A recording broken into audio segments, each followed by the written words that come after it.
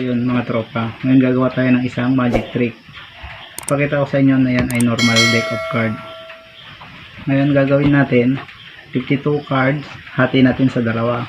2, 4, 6, 10, 12, 14, 16, 18, 20, 22, 24, 26. Ayan.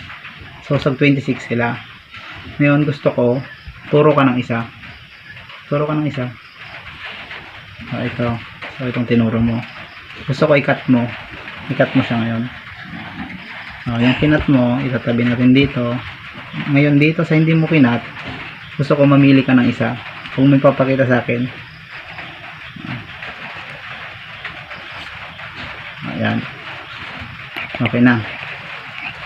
Okay na. Bigay mo sa akin. Ayan. Ngayon ito, papagitna ako dito.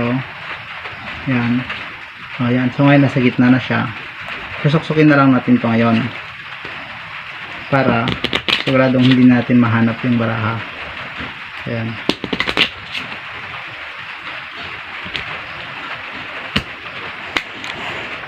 Ngayon itong sinuks natin, tatong natin sa hindi mo kinat. So ito yung kinat mo kanina. Ngayon, babalasahin ko pa to para siguradong hindi ko na mahanap.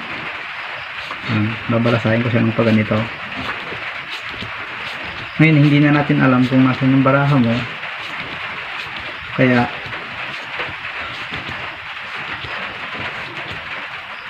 ayan. Ayan. Ngayon, dito para mahanap ko yung baraha mo, bibilangin natin itong kinat mo.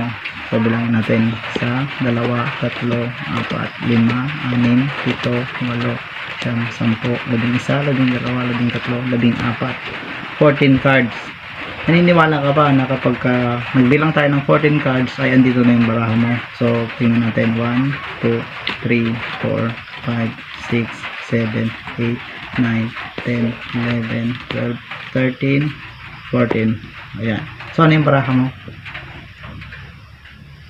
Ano yung baraha mo? 9 na flower. 9 na flower. Tingnan natin kung ito ba yon.